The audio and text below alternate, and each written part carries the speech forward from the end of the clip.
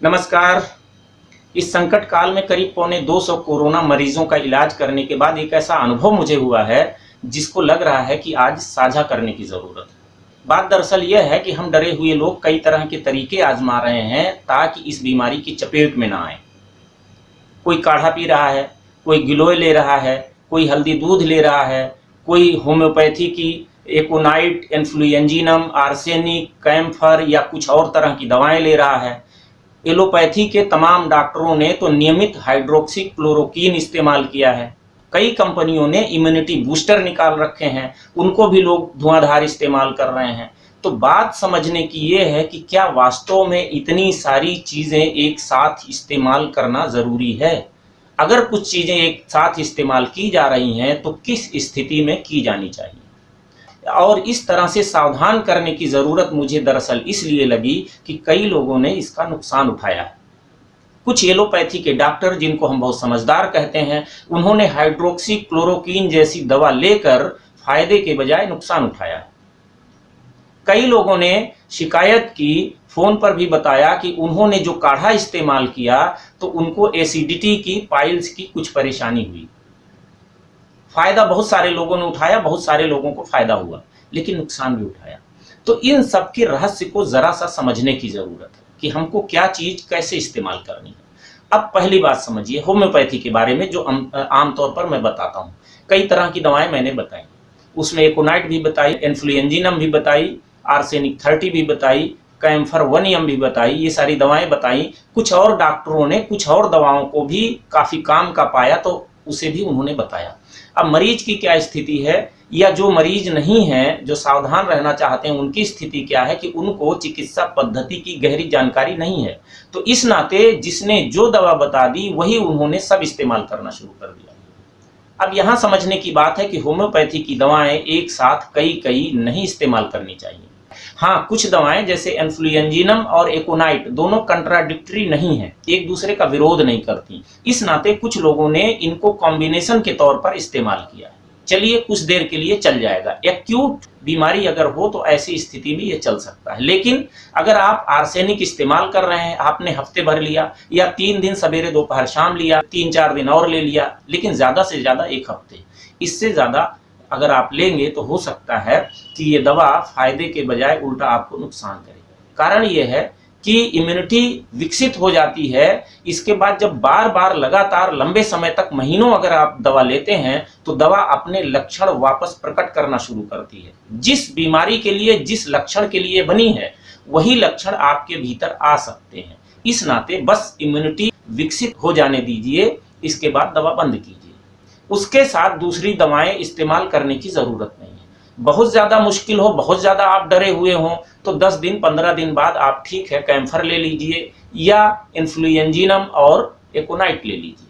लेकिन ढेर सारी दवाएं एक साथ कभी भी इस्तेमाल करने की ज़रूरत नहीं। इस बात की गहराई को ज़रा समझिए। इसी तरह से अगर आपने होम्योपैथी इस्तेमाल किया हुआ है तो एलोपैथी लेने की बिल्कुल ज़रूरत नहीं है। एलोपैथी की दवा कभी भी इम्यूनिटी विकसित नहीं करती है, भले ही गलत प्रचार कर दिया गया हो। उल्टा वो बीमारी को बाईपास करती है और कोई नई समस्या खड़ी कर सकती है। और दूसरी बात यह भी है कि एलोपैथी के तेज रसायन होम्योपैथी की दवा को काम ही नहीं करने देते, कई बार एक्टिव ही नहीं होने देते।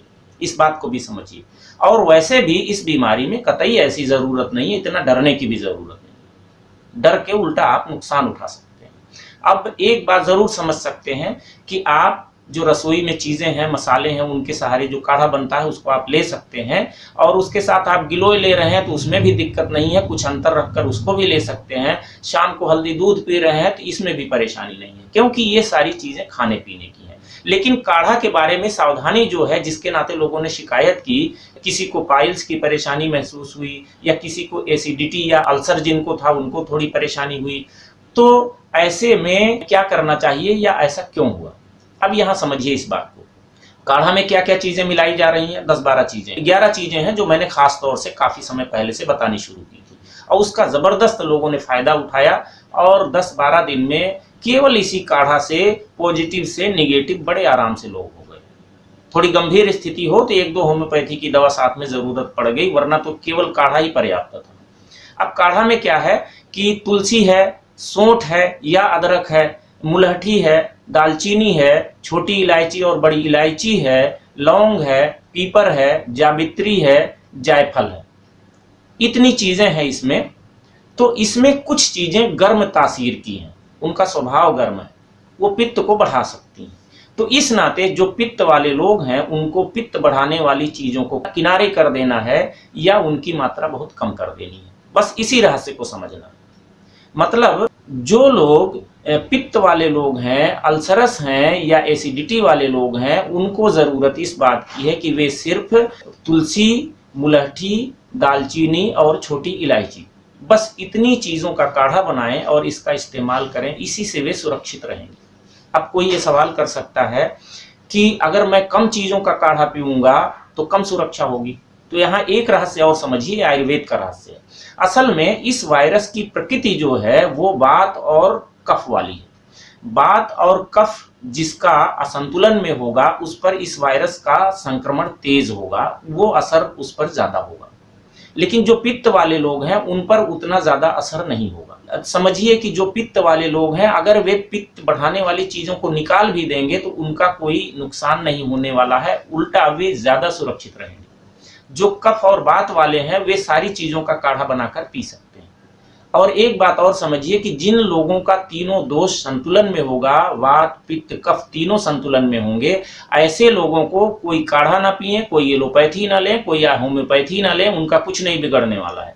इसी नाते एक परिवार में 10-20 लोग हों और वहां कोरोना पॉजिटिव मिले किसी को, तो सारा परिवार संक्रमित नहीं होता, या संक्रमण में भी हो जाए तो सबको लक्षण नहीं आते, सारे लोग बीमार नहीं पड़ते। जिनका तीनों दोष संतुलन में है उनका तो कुछ नहीं बिगड़ने वाला, वो वैसे भी सुरक्षित हैं। इस नाते यहाँ चिंता की बात नहीं है, इस बात को जरा सा गंभीरता से समझने की बात है कि किस स्थिति में आप क्या ले सकते हैं। आपके लिए काढ़ा अगर ठीक ढंग से लेते हैं, उसके साथ हल्दी दूध ले लिया आपने, गिलोय भी ले लिया, तो आप ऐसे भी सुरक्षित हैं। ज्यादा से ज्यादा आप होम्योपैथी के का दवा ले लीजिए, उससे आप सुरक्षित हैं। रोज आप मौसमी टाइप के विटामिन सी वाले फल ले लेते हैं तो वह भी आपकी सुरक्षा देंगे।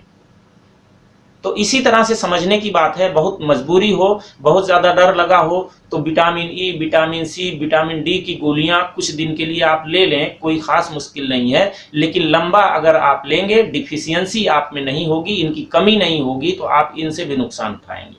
तो कृपया इम्यूनिटी बढ़ाने के लिए एलोपैथी दवाओं के भरोसे न रहें, यह खतरनाक हो सकता है। एक बीमारी से बचने के चक्कर में 2-4 दूसरी बीमारियों को हम आप आमंत्रित कर सकते हैं, इस बात को जरा सा समझिए।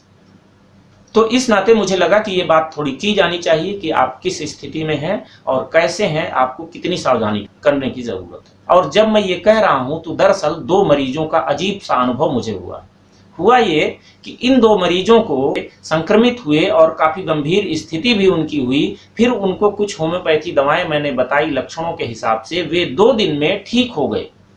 80% से ज्यादा वो ठीक हो गए, बुखार वगैरह सारा खत्म हो गया, कुछ भी नहीं था। केवल 1-2 लक्षण, सिर में भारीपन, हल्का सा कुछ बचा था। एक आध खुराक के बाद 1-2 दिन में वो पूरी तरह चंगे हो जाते।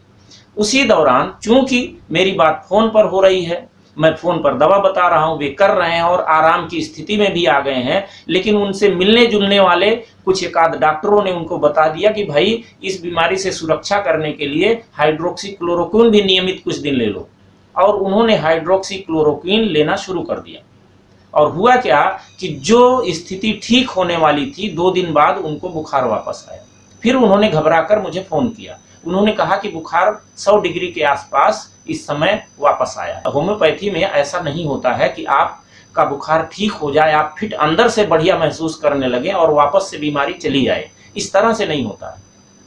तो मुझे ताजुब हुआ कि बात क्या हुई। मैंने काफी बात की और देर तक बातचीत में तब उन्होंने बताया कि उन्होंने हाइड्रोक्सीक्लोरोक्विन लेनी शुरू की थी, किसी ने उनको बता दिया था। तो मैंने कहा बस यही खतरा है।